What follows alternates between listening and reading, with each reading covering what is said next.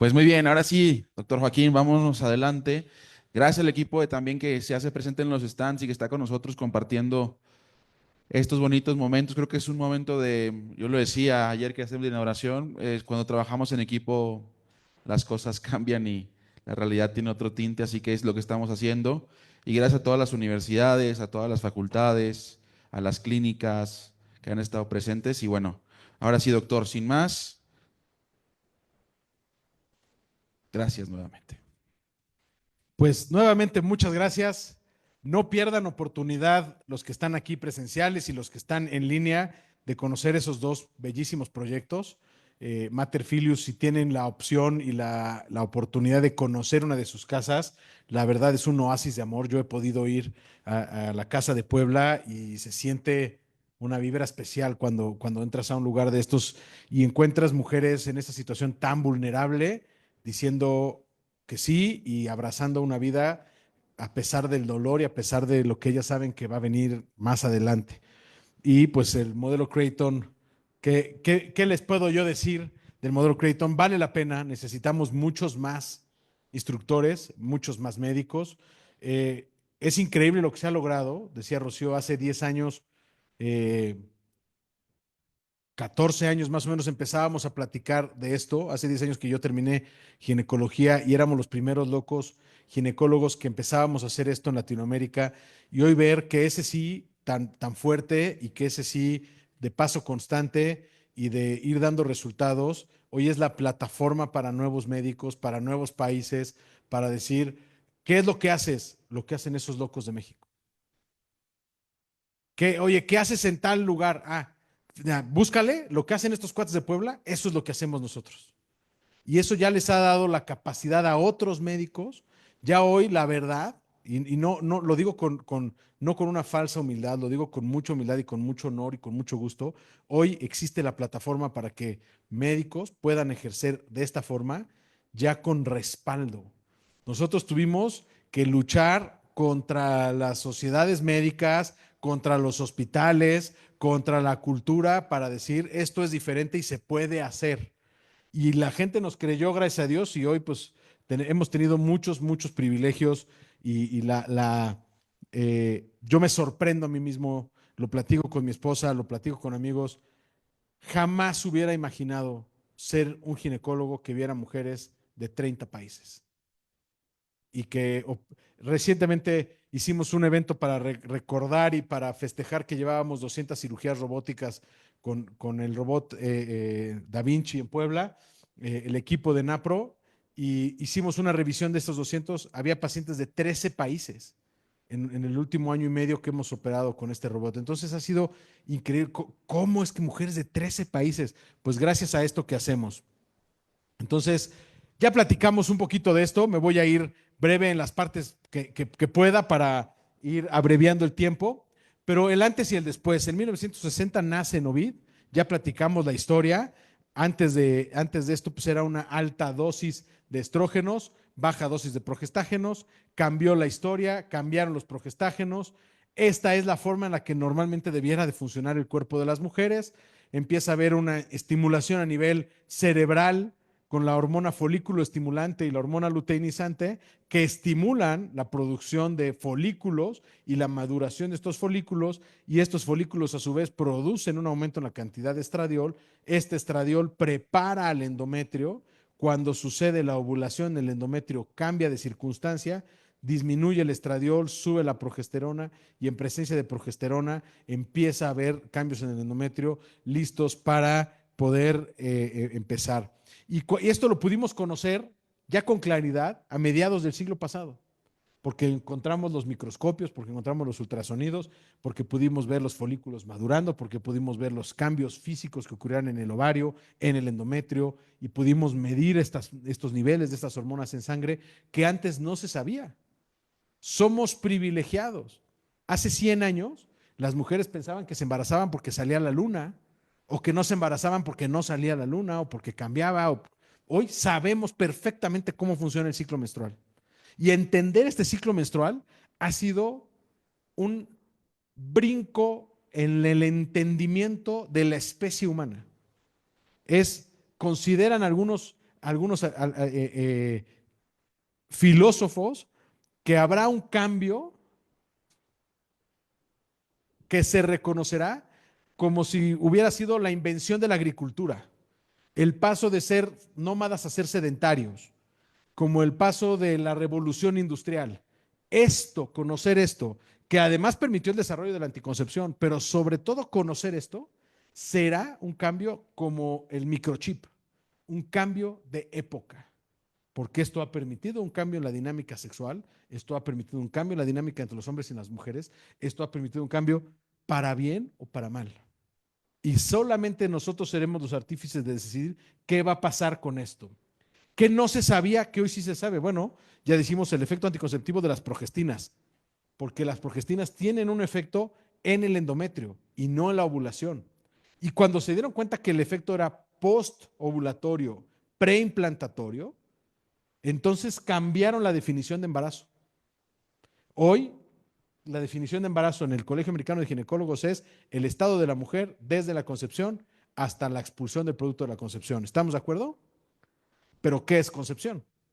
Ahí es donde está el twist. Desde 1968, para el Colegio Americano, dijo la concepción es la implantación de un cigoto en el útero. Y nos cambiaron la jugada porque todos creíamos y pensábamos y habíamos hecho sinónimo fecundación y concepción. Hoy hay una distancia de 7 días. Fecundación ocurre aquí, concepción ocurre 7 días después. Luego entonces, todo lo que ocurre en estos 7 días puede seguir siendo considerado lingüísticamente y semánticamente un anticonceptivo. Y ese cambio en la definición ha permitido el uso de estos anticonceptivos que hubieran sido no permisibles en ninguna constitución si hubiéramos reconocido que tenían un efecto negativo preimplantatorio en un individuo de la especie de ese país. Porque nuestra constitución, la constitución de los Estados Unidos de América y las constituciones que yo he podido conocer, su primer artículo es: defendemos a todos los individuos de nuestro país que sean de esta especie. Con otras palabras, pero los individuos de la especie humana que están entre los primeros 7 días de su gestación están hoy sometidos a alto riesgo con esto. Sabemos que el efecto natural de exposición cíclica a la progesterona tiene un efecto protector en las mujeres. O sea, que las mujeres que durante esta fase de su ciclo no tienen progesterona y en esta fase sí tienen progesterona, protegen su cuerpo para cáncer de endometrio, cáncer de mama, cáncer de ovario y muchos otros efectos, como ya dijimos, ansiedad, depresión, etcétera. La presencia de receptores y todo su amplio polimorfismo para estradiol y progesterona en todos los órganos y todas las células del cuerpo. Estos son los únicos receptores que están presentes en todas las células de todo el cuerpo. Todas tienen receptores de estrógeno y progesterona, y las consecuencias sobre la salud femenina del enmascaramiento de los síntomas, que ya lo platicamos. Una mujer que toma anticonceptivos cree que está sana por muchos años porque le baja regularmente y descubre después de muchos años que tiene un problema de salud que no se ha atendido, y ese enmascaramiento puede tener una repercusión muy importante en su fertilidad.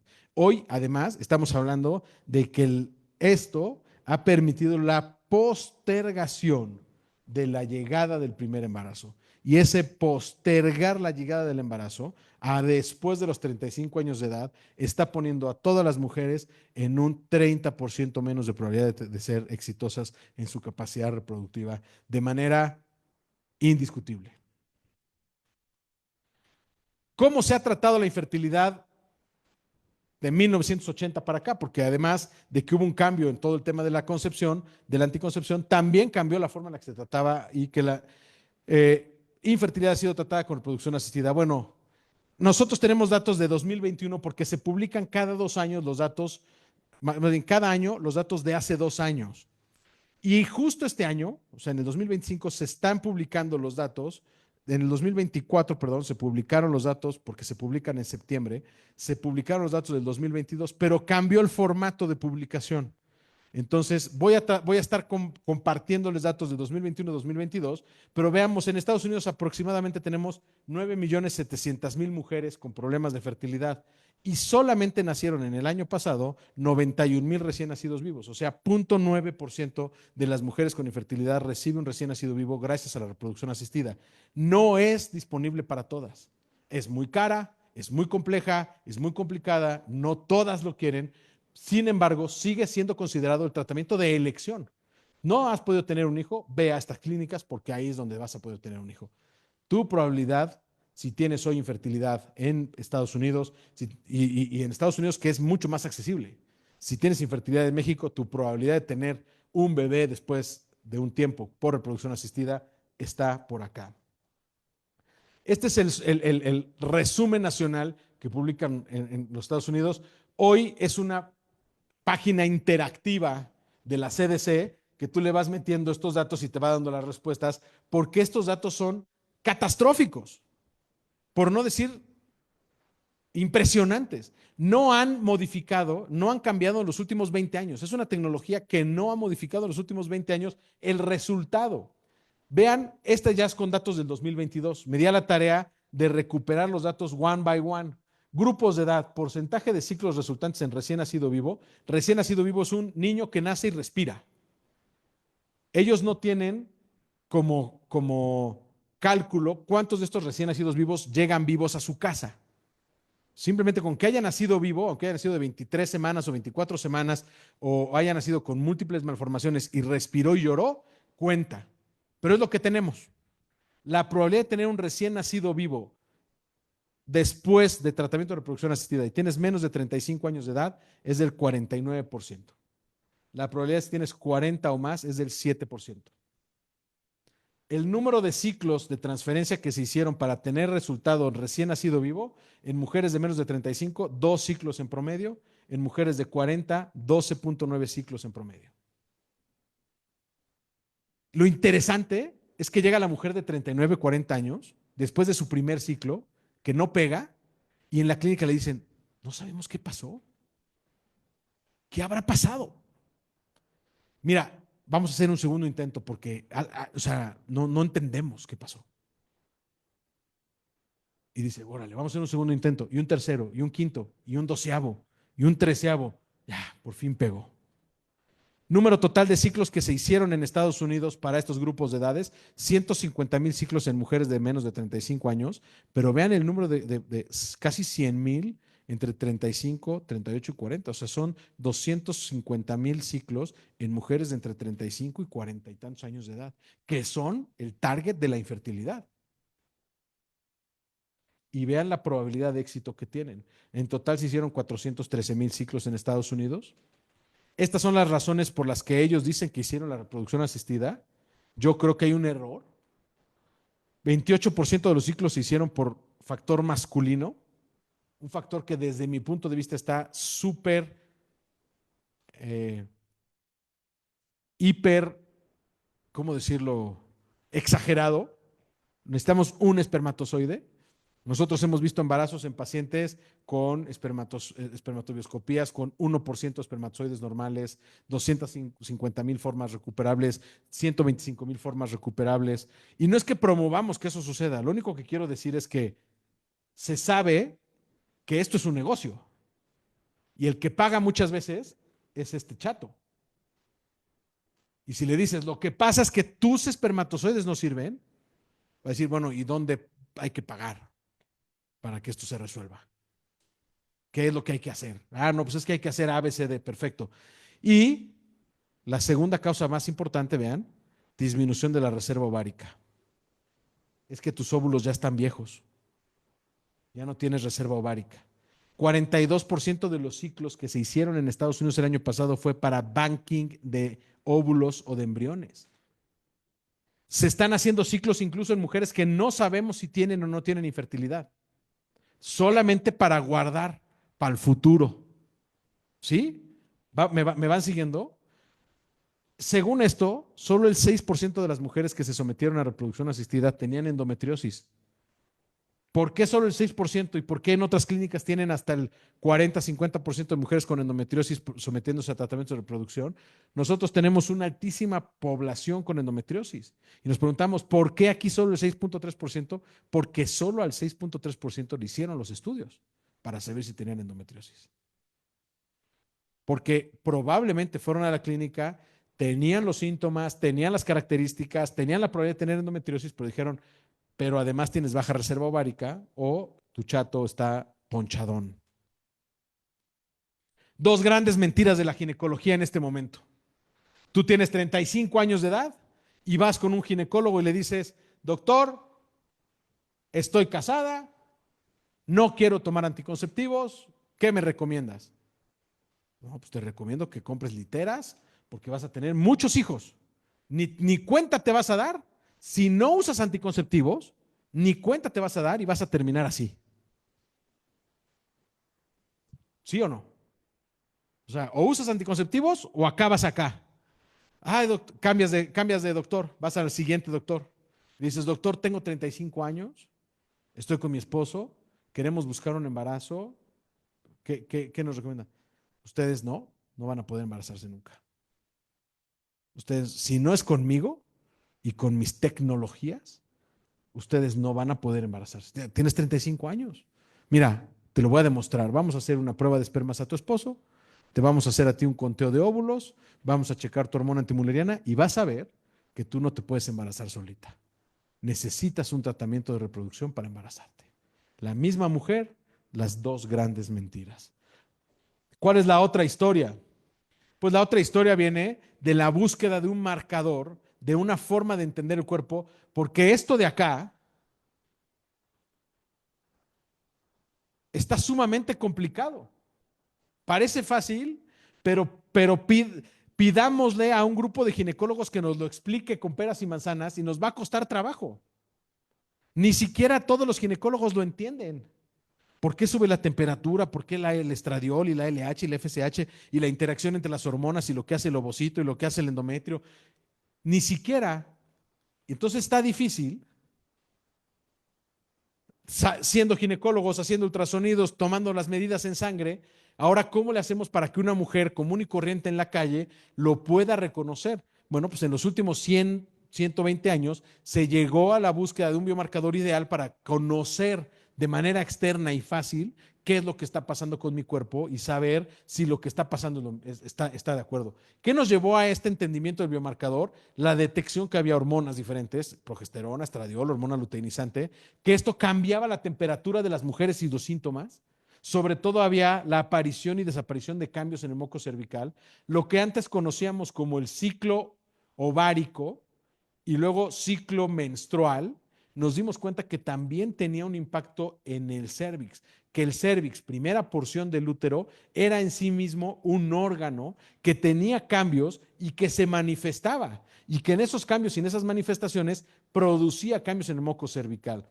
Este cuate de acá, que es el doctor Thomas Hilgers, fue el encargado de reunir todo este conocimiento de 100 años y de ordenarlo. Los primeros, así que habían dado un esbozo importante en el conocimiento del moco cervical, fueron los doctores Billings. Pero no sé si ustedes sepan que los doctores Billings eran pediatra y neurólogo, y que hicieron el desarrollo del método Billings por encargo de un sacerdote. Oiga, doctores, ustedes son muy católicos, necesitamos que nos ayuden a hacer un método que sirva para que las mujeres no se embaracen sin usar anticonceptivos. Y a lo que lograron fue el Billings, que fue un wow.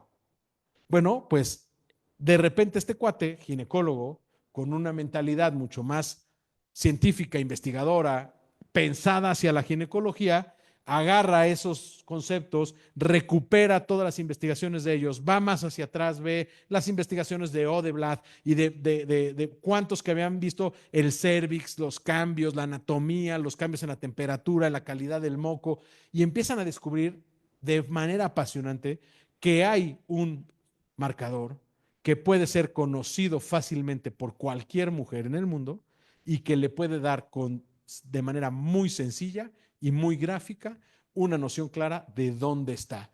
Pero no solamente se trataba de decir eres fértil o no eres fértil, hay moco o no hay moco, sino que estos cambios en el moco nos dieron que la duración de la menstruación tenía una interpretación, que lo que pasaba entre la menstruación y la ovulación tenía una interpretación y que la duración de esta fase preovulatoria tenía una relación con sus niveles de estrógeno y que la fase transovulatoria tenía otra interpretación y que la fase postovulatoria tenía otra interpretación y que entonces el ciclo menstrual en sí mismo da un montón de marcadores, no solamente si hay o no hay moco, sino qué características tiene este moco, cuándo aparece, cuándo desaparece, cuánto tiempo tarda en aparecer, cuánto tiempo tarda en desaparecer, etcétera, y un montón de etcéteras que hoy podemos nosotros ver en una gráfica y tener un entendimiento de qué está pasando con esta mujer.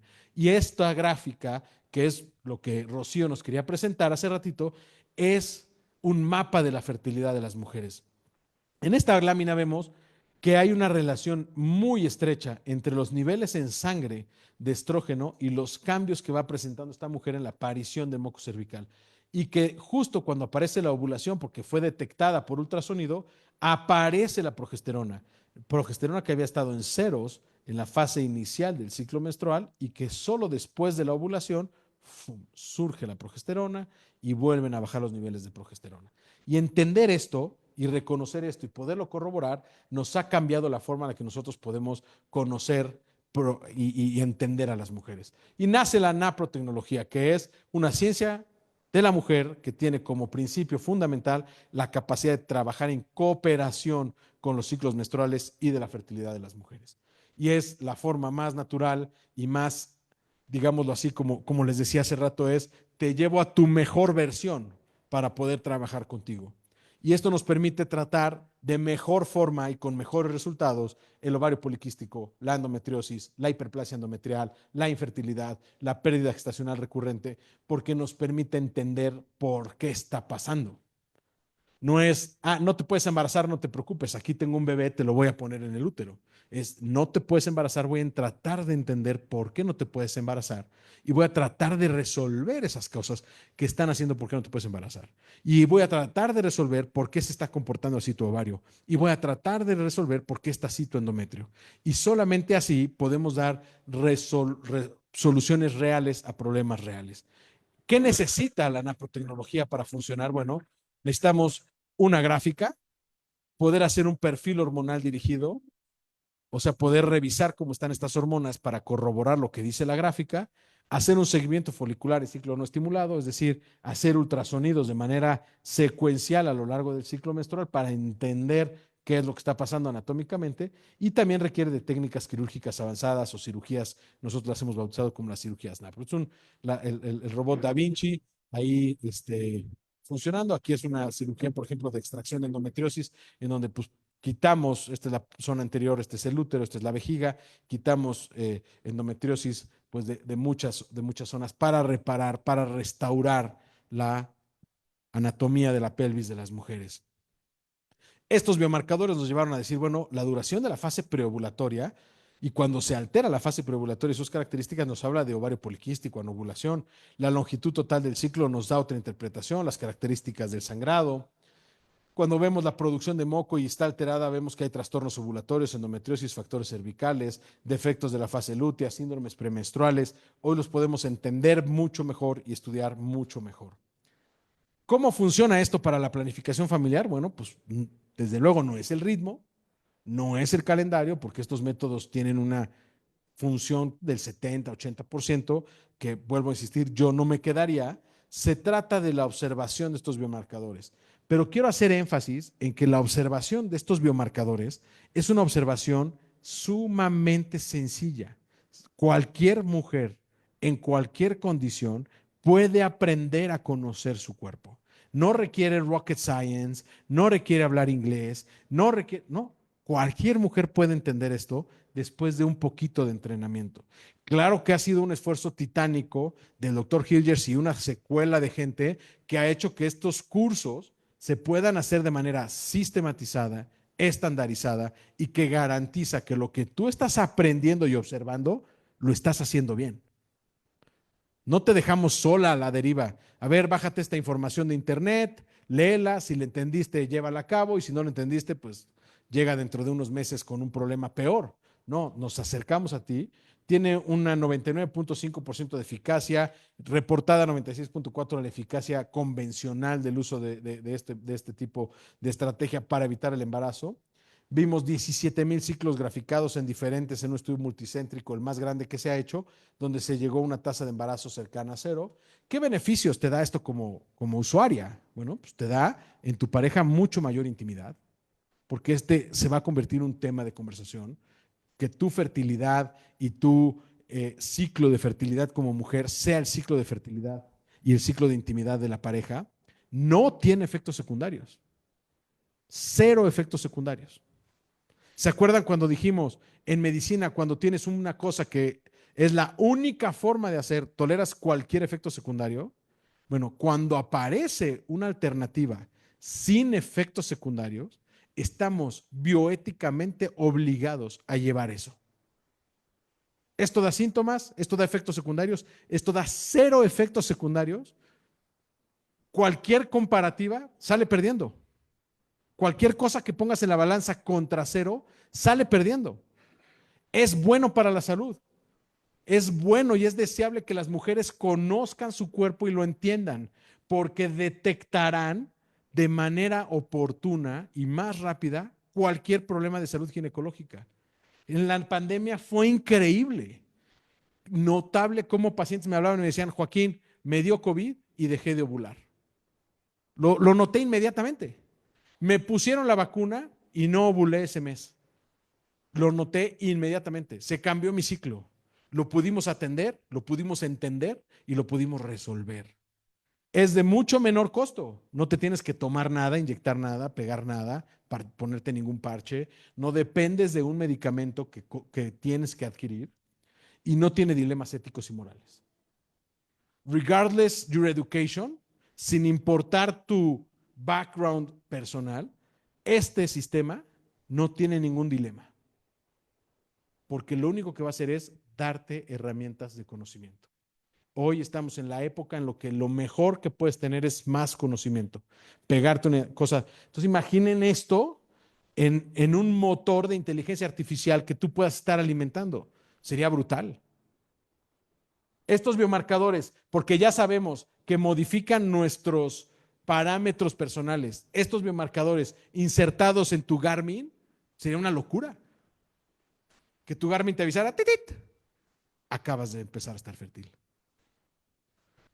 ¡Titit! Ya no estás fértil.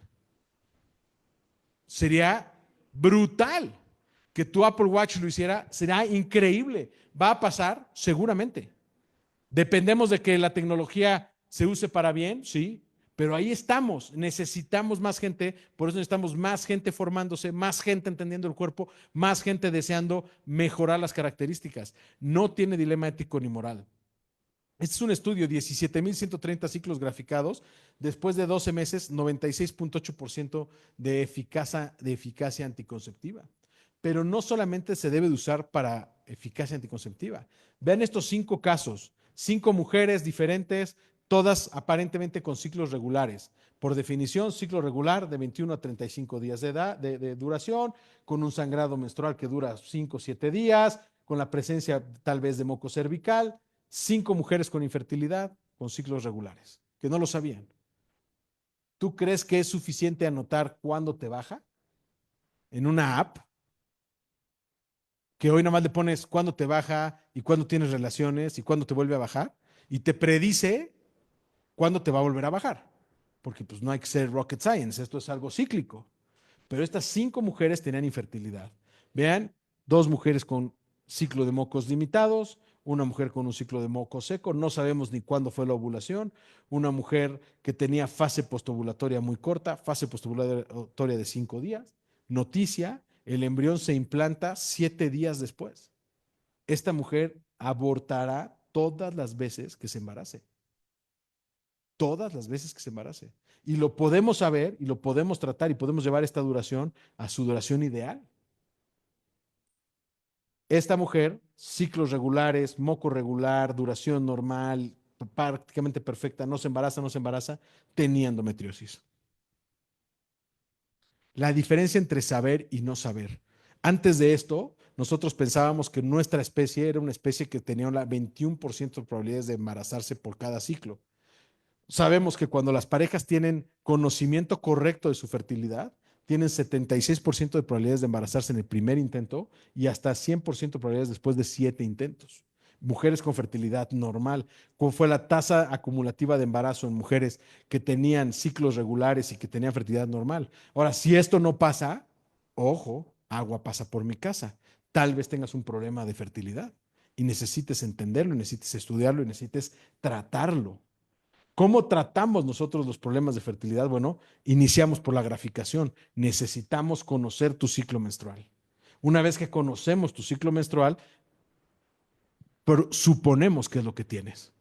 Y entonces hacemos corroboración de ese diagnóstico. Ciclo de seguimiento folicular en ciclo no estimulado, ciclo de perfil hormonal seriado en días específicos para ti. Haremos ultrasonidos y sangre en días específicos para cada mujer. Tú vienes este día a hacerte laboratorios, este día a hacerte ultrasonidos y sabremos, en algunos casos haremos la laparoscopía, esteroscopía, cuando nos lo mande el ultrasonido, oye, tiene miomas, tiene endometriosis, tiene pólipos, tiene laparoscopía, esteroscopía. ¿Lo hacemos en todas? No, lo hacemos en las mujeres que tenemos sospecha de que tengan un problema que arreglarse anatómicamente. Cuando llevamos varios meses de tratamiento sin el conocimiento de un problema físico, tratando médicamente en la mejora de sus ciclos, o sea, en ciclos óptimos, 6 ciclos óptimos y no se ha embarazado, sugerimos entrar a la laparoscopía diagnóstica para ver si hay algo más. Y en esas mujeres hemos encontrado 98% endometriosis. Tratamiento orgánico de la enfermedad y seguimiento ciclo tras ciclo. ¿Se embarazan? Sí. ¿Cuántas? Depende del diagnóstico, de la edad, de la reserva ovárica y de los años que tengan infertilidad. En menores de 38 años con nosotros la tasa de éxito ha sido de entre el 50 y el 80%, dependiendo de estos diagnósticos, y en mayores de 38 años la tasa de éxito es entre 20 y 40%, muy por encima que la reproducción asistida, muy, muy por encima. ¿Cómo se embarazan estas mujeres? Más o menos un 20% se embarazan solo conociendo su gráfica, otro 30% para llegar a 50% se embarazan con tratamientos médicos, y otro 20% para llegar a este 70% en promedio se embarazan después de tratamientos quirúrgicos. Tiene una aplicación previa al embarazo, durante el embarazo y posterior al embarazo. Llevar y conocer tus ciclos menstruales, entender tu cuerpo te funciona en toda esta fase de tus ciclos menstruales. ¿Qué tipos de protocolos tenemos en la clínica? Oye, ¿para qué sirve la naprotecnología? Desde la pubertad hasta la menopausia. Vamos a empezar por ahí. 2, casos muy espectaculares de infertilidad, pérdida gestacional recurrente, tratamientos específicos para síndrome premenstrual, sangrados uterinos anormales que están dados por alteraciones hormonales o por alteraciones mecánicas como pólipos, miomas, quistes ováricos, dismenorrea o dolor severo, endometriosis, síndrome de ovario poliquístico, descargas crónicas. Tenemos protocolos específicos para cada uno de ellos. ¿Cómo funciona este sistema en México? Bueno, pues está la American Academy of Fertility Care Professionals que se inició en 2001 en Estados Unidos. Todos los programas de formación están avalados por esta academia. Tenemos aquí en México y ya en Latinoamérica educadoras que están dando programas para formar practitioners y programas para formar médicos consultores en este método. La mayoría de los médicos, todavía todos los médicos tenemos que pasar por un proceso de certificación y estudio en los Estados Unidos con el Instituto Pablo VI. También hay otros grupos que lo están haciendo ya. Está el Instituto Internacional de Medicina Reproductiva Restaurativa. Para los que decían, oye, ¿dónde puedo encontrar información científica de esto que estás haciendo tú? Esta es la mejor fuente de información científica porque aquí hay un montón de profesionales de la salud en todo el mundo que están aportando desde esta filosofía. ¿Cómo le hago para tratar mejor a las mujeres? Y cada vez son más doctos y mejores estudios y se está haciendo muchísimo a través de la medicina reproductiva restaurativa. Hoy en Estados Unidos hay una iniciativa que se llama Restore, que está cambiando la ley en Estados Unidos para que las mujeres que tienen un problema de fertilidad puedan ser atendidas antes de ser enviadas irremediablemente a reproducción asistida, puedan pasar por un médico de reproducción con formación en medicina reproductiva restaurativa para tratar de entender su ciclo y que esto lo cubren las aseguradoras. porque estamos trabajando con patología real. O sea, tú tienes un mioma, tienes un mioma. Tienes endometriosis, es una enfermedad. Tienes un pólipo, es una enfermedad. Tienes ovario poliquístico, es una enfermedad. Está cubierta por tu póliza de gastos médicos. ¿Te quieres embarazar con un tratamiento de reproducción? Eso no lo cubre tu póliza. Algunas sí, algunas no. Pero miomas, quistes, endometriosis, pólipos, adenomiosis, todos los padecimientos que están descritos, que te afectan en tu salud, debieran ser tratados por los seguros de gastos médicos. Entonces, esta iniciativa está fuertísima ahora en el mundo, pero fuerte en Estados Unidos. Acá estamos los tres loquitos que empezamos esto en la clínica NAPRO en México, en Puebla. Está el doctor Topete, Miguel Domínguez, un servidor. ¿Qué hemos aprendido en estos 10 años de estar juntos haciendo cirugía y haciendo trabajo con mujeres? Primero, que el trabajo en equipo es fundamental. Nosotros hemos observado desde muy lejos quizá, pero que en lugares donde hay un médico solo, claudica, se desespera, cae en la presión de sus colegas, peer pressure, yo no sé exactamente cuál sea, pero los médicos solos claudican más fácilmente en su deseo de hacer esto. La importancia de llegar a diagnósticos precisos para nosotros ha sido fundamental. Poder decir, esto tiene, acá está el tratamiento, acá está el diagnóstico, acá está el resultado de patología. Cuando llegamos en México y empezamos a operar mujeres en Puebla que tenían estos problemas y empezaron a decir, oye, pero es que estás operando. A ver, de las 100 mujeres que hemos operado, acá están sus resultados de patología. Tenían endometriosis, tenían miomas, tenían quistes, sí los tenían, no se los inventamos. Acá está el ultrasonido, acá está la resonancia magnética. Nos ganamos con esto la autoridad para decir, en algún momento fuimos de los pocos médicos que nos autorizaban cirugía por endometriosis. Y llegaban otros colegas y nos decían, oye, ¿cómo le haces para que un seguro te pague la cirugía por endometriosis? Pues le demuestro que todas las cirugías que he hecho tienen endometriosis, no me la estoy inventando.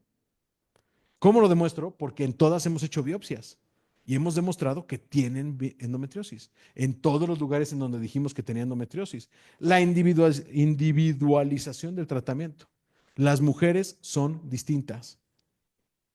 El 95% de los estudios clínicos aleatorizados que se han hecho en la historia de la humanidad antes del 2018 se hicieron en hombres. Todo lo que sabemos de medicina lo sabemos de hombres. Hay que hacer medicina para mujeres. Nos urge. Agradezco y felicito que la mayoría de los alumnos de las escuelas y de las facultades de medicina hoy sean mujeres. Deseo que cambien una medicina y que hagan medicina para mujeres, porque no ha sido fácil. La geografía y la cultura importan, desde luego. Hemos tratado diferente a las mujeres mexicanas y latinoamericanas que en Estados Unidos. Y hemos hecho un cambio cultural en cómo se hace la NAPRO en el mundo. ¿Hacen falta más? Muchos más. Muchísimos más. Necesitamos cada vez más médicos, más practitioners, más instructoras, más educadoras, más gente afín, más escuelas de medicina que digan, oye, esto funciona. Conozco un montón de doctores que me dicen, ¿sabes por qué soy cirujano y no ginecólogo? Porque no sabía que podía hacerlo como tú. Y no quise meterme en un tema de anticoncepción, en un tema complicado, mejor otorrino, mejor derma, porque ahí no tengo un issue moral. Porque si yo soy una persona moral, si yo estudio en una universidad como la Universidad de Anáhuac, como la UP, ¿por qué me voy a ir a ginecología a embarrar de una cosa que no me gusta como la anticoncepción obligatoria, que me hagan poner DIUs, que me hagan operar mujeres para no tener bebés? ¿Cómo le hiciste? Ya te enseño cómo le hice. Y ya te digo que hay un camino que puedes recorrer porque ya lo recorrimos. Ya necesitamos cada vez más. La ginecología restaurativa, la naprotecnología es la mejor alternativa para las mujeres. No tengo duda. Esto lo debieran saber mujeres que existe. Hay todavía muchísimas mujeres allá afuera que no saben que esto existe y que se beneficiarían altísimamente. Hoy tenemos más de 1,000 resultados positivos en mujeres que no se habían podido embarazar y que se han podido embarazar. Creo firmemente que el peor enemigo del conocimiento no es la ignorancia, sino la ilusión de conocimiento. Creer que sabes. Y creo que estos congresos valen la pena porque reconocer que esta célula totipotencial, que es el cigoto, es lo mismo que este grupo de células que es el primer embrioncito sin latido cardíaco, el primer esbozo embrionario. Esta es la primera foto que tengo de esta que es mi última bebé que acaba de nacer. Esta y este son la misma persona. Y en cuanto seamos capaces de reconocerlo, promoverlo, entenderlo, haremos cambiar al mundo. Si no somos capaces de reconocer eso, no cambiaremos el mundo. Aquí estamos los tres loquitos con el loco principal, que no me oiga, con el doctor Hilgers, con las creadoras del modelo Creighton. Aquí están, nos acompañaron ese día en la clínica. Tenemos una relación muy padre con ellos y pues el gusto de ser su voz en español, lo mejor que lo hemos podido hacer con muchas cosas que no se pueden hacer igual que en Estados Unidos y que las hemos ido tropicalizando y ahí vamos. Y entonces, pues, ¿qué sigue para la clínica NAPRO? Pues muchas novedades. Hoy, gracias a Dios, estamos recibiendo estudiantes de muchas partes. Llegan el próximo mes estudiantes de Sonora. Estamos teniendo residentes del Hospital de la Mujer en Puebla, estamos recibiendo residentes de otros hospitales, estamos recibiendo alumnos que han venido de Guatemala, de Colombia. No tenemos todavía claro cómo hacer para dar un programa académico especializado para cada uno de ellos. No lo tenemos, pero estamos en la construcción. Así que todos los que quieran hacer algo por esto en México, en Latinoamérica, pues ahí están nuestros datos. Ahí están nuestras redes sociales. A todos los que nos escuchan, si tienen un interés particular, hay un montón de iniciativas. Nos faltan manos, nos faltan corazones, nos falta dinero, nos faltan recursos para poder estar en todos lados. Hoy que me vengo yo de Puebla para dar estas pláticas aquí en la Ciudad de México, pues tuvimos que cancelar la consulta, se vuelve un caos. Me acuerdo cuando nos fuimos los tres a dar unas conferencias a Ecuador. Caos en la clínica en Puebla. Entonces necesitamos más que puedan hablar, que puedan viajar, que puedan ir o que puedan quedarse trabajando en lo que los otros hablan. En fin, necesitamos más manos, más gente, más corazones. Y bueno, ese es el mensaje final. 1:15, casi lo logro. Me pasé por 15 minutitos, pero encantado de si hubiera alguna pregunta y todavía hay tiempo, la respondemos con mucho gusto.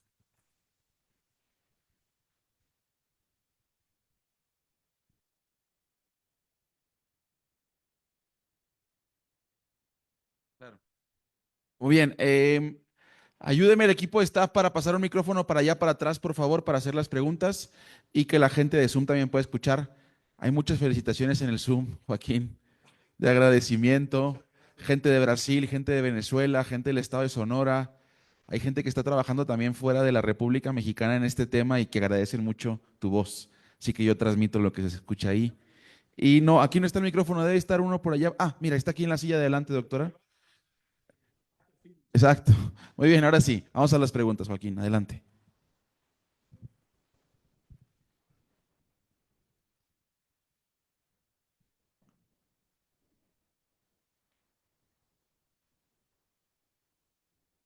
Hola. Me llamó la atención al final la foto que puso. Noté que la mayoría eran cesáreas. ¿Qué porcentaje de cesáreas tienen, o sea, acompañados del tratamiento? Esa foto que puse es de mi esposa, fue su tercer cesárea. Ella tuvo 3 cesáreas, un parto. Y por distintas razones, la primera fue cesárea, luego la segunda se complicó. Bueno, la segunda hija fue parto y la tercera hija, que es muy especial, es Luisa, mi hija, la tercera. Y me gusta contar que íbamos para parto con todo el esfuerzo del mundo, ya con 4 centímetros de dilatación en trabajo de parto. De repente mi esposa me dice, ya no me duele. ¿Cómo que no te duele? Pues más oxitocina o qué hacemos. Y le hago una revisión y no siento a la bebé. ¿Dónde está la bebé? Ultrasonido, la bebé se puso transversa. Y ese día aprendí que los niños, en particular Luisita, mi hija, no sé si todos los niños, pero Luisa, mi hija, desde ese día hace lo que se le pega la gana. Entonces, y hasta la fecha. Y entonces, ¿qué porcentaje tenemos de parto y de cesárea? Nosotros, Sí, en la clínica. fíjate que no lo tengo claro, pero yo le calculo que tenemos como un 40% de parto, 60% de cesárea, por múltiples razones. Nuestra población es una población especial. Muchas desean el parto. Yo creo que 70-80% de las pacientes que vemos desean el parto e inician en un trabajo de parto. pero nos toca ver una población particular, que son mujeres que vienen de una historia de infertilidad, mujeres con padecimientos previos, que ya son diabéticas, que tienen hemos encontrado una relación importante en la endometriosis y los receptores para progesterona y la endometriosis y los receptores para oxitocina. O sea, vemos que mujeres que han padecido endometriosis tienen menos respuesta a la oxitocina endógena y exógena, por lo cual tienen menor probabilidad de tener un parto exitoso porque no funciona en su cuerpo la oxitocina. Entonces, venimos de muchas pacientes con endometriosis, pero nada es un hecho.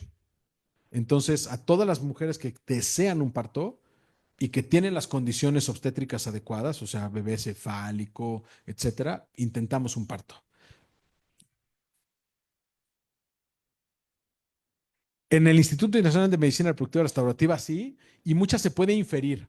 Sabemos que la endometriosis, sí hay estudios que han publicado, por ejemplo, su efecto negativo deleterio sobre los receptores progestagénicos. Y sabemos que tiene que tener un efecto sobre la oxitocina. Nos faltan estudios.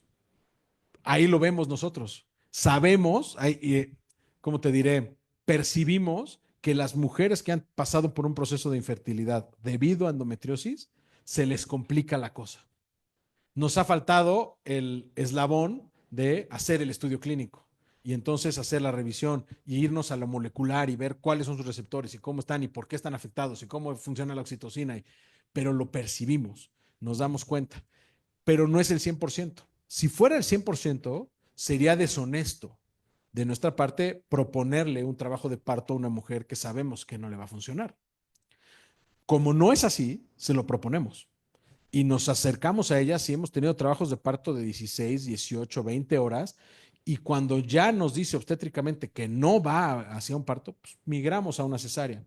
Pero también somos muy abiertos y digamos esto individualmente, soy muy abierto a la mujer que dice, Joaquín, me da pánico el parto. Yo quiero una cesárea. Hablo con ella, le explico el parto, trato de convencerla, sé de los beneficios del parto, se los comparto, pero si aún así me dice, no, gracias, mi hermana tuvo una experiencia horrible, mi mamá o yo en el embarazo anterior, etcétera, pues va. También tenemos pacientes que han tenido, este año atendimos 3 bebés que venían de una mamá que le habíamos quitado 7 o más miomas. Pues no pueden tener parto. O sea, desde el día 1 que llegan embarazadas, les decimos, tu fecha probable de cesárea es esta. Ni le juegues. Y si empiezas con contracciones, te opero antes. ¿Por qué? Porque no quiero que se rompa este útero que reconstruimos después de 8 miomas, 10 miomas, 12 miomas, pero qué bueno que están embarazadas, ¿no? Entonces, bueno, esa es la historia de nosotros y la historia de la medicina privada en México, que tiene otra historia ahí que podríamos echarnos 1 hora o más hablando del tema. Muy bien, hay una pregunta aquí en el chat de Zoom, Joaquín. Hay más de 130 personas conectadas y como que coincide un poquito el tema económico. Dice, se ha presentado que es una alternativa barata y cuando una pareja tiene la necesidad de acudir a un especialista en APRO, más o menos las atenciones en materia económica, ¿cuánto es? Y alguien más preguntó, ¿el costo de la cirugía es similar a cuando tiene endometriosis de manera regular? Como para entender un poquito más, en ese tinte están las preguntas en el chat. Sí, el costo es súper variable. Quisiera hacer 3 reflexiones al respecto. La primera es, el costo está directamente relacionado con el padecimiento que tenga la paciente. Si después del análisis detectamos que su problema es hipotiroidismo, su tratamiento va a ser 450 pesos al mes y se va a curar y se va a embarazar y va a ser sumamente barato. Si su problema son 8 miomas y tenemos que operarla y tardarnos 6 horas en la cirugía y hacer una cirugía endoscópica de 6 horas en el Hospital Ángeles, esa cirugía le va a costar solo por el hospital 350,000 pesos. Es abismal la diferencia. Las dos tienen infertilidad, pero son 2 escenarios completamente diferentes. ¿Cuánto cuesta? La gran ventaja, no solo de la infertilidad, porque no lo vemos desde la infertilidad, lo vemos desde el padecimiento orgánico, es que si nosotros tenemos un diagnóstico y este diagnóstico tiene una repercusión para su salud, lo vamos a poder afrontar con los seguros de gastos médicos, porque para eso son los seguros, para tratarte enfermedades. Y si tienes una enfermedad, seguramente te la puedes tratar con esta vía. y eso ha abaratado los costos. También hemos buscado alternativas no tan caras para pacientes que no tienen seguro o que no lo pueden cubrir a través del seguro porque vienen de otro país, porque tienen otra circunstancia, porque no tienen un seguro de gastos médicos y requieren el tratamiento más caro que tenemos es la cirugía. Entonces hemos ido abaratando esa cirugía que en un hospital te cuesta 350,000. Hemos conseguido hospitales, clínicas y estrategias para poder costear los equipos que cuestan de hospital, etcétera, pues a lo mejor 70. Entonces se hace, no es barato, 70,000 para mí sigue siendo una cantidad extraordinaria, pero, y no le quiero perder el respeto al dinero, pero se vuelve bien diferente 70 que 350. Entonces hay estrategias. Y por último, nosotros no hemos dicho nunca que no a alguien por una cuestión económica. Hay veces que la cuestión económica ya no depende de nosotros. Entonces, hemos ido haciendo estrategias. ¿Qué sigue para la clínica?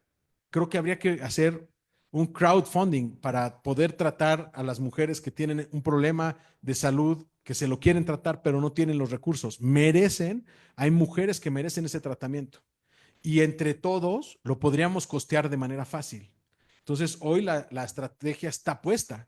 Nada más que yo no la he podido hacer, Miguel, mi socio, no la ha podido hacer, estamos ocupados viendo pacientes, necesitamos más manos, más corazones detrás de esto que digan, vamos a hacer un crowdfunding. Tenemos los vehículos, tenemos una asociación civil que hemos mantenido ahí en ceros y navegando, que se dedica o debiera dedicarse a promover la naprotecnología, y a conseguir fondos para conseguir que estas pacientes que no tienen los recursos o que se ven limitadas puedan atenderse. Entonces ahí está, nos falta un poquito, pero ahí está la estrategia de costos. El doctor tiene un número de contacto porque en mi país no creo que hay médicos de nafro, tal cual te leo una pregunta así. Acá está el WhatsApp de la clínica, es +52, que es la LADA de México, 222-301-2007. Ese es el número de WhatsApp de la clínica y ahí pueden contactarnos directamente, pueden contactarnos a ese teléfono o en nuestras redes sociales, en Instagram, que es la más conocida, @naproclínica, y ahí nos pueden mandar un mensaje directo. Mis redes personales son @juaco.tujine en todas las redes y ahí también nos pueden mandar un mensaje directo y es la forma más sencilla de comunicarnos. Muy bien, pues un aplauso para el doctor. Muchas gracias por estar con nosotros, Joaquín. Es un honor tenerte aquí y este primer congreso de bioética perinatal lo pones de verdad muy alto solo por tu presencia y por todo lo que hacen en Puebla. Muchas gracias. Muchas gracias y Tenemos para mí un es un honor regalo. también estar aquí. Son 2 reconocimientos porque fueron 2 ponencias y una agenda y un mousepad para ti con mucho cariño y muy agradecidos porque hayas acompañado este día con nosotros. Muchísimas gracias y lo valoro mucho y valoro sus palabras también. Muchas gracias.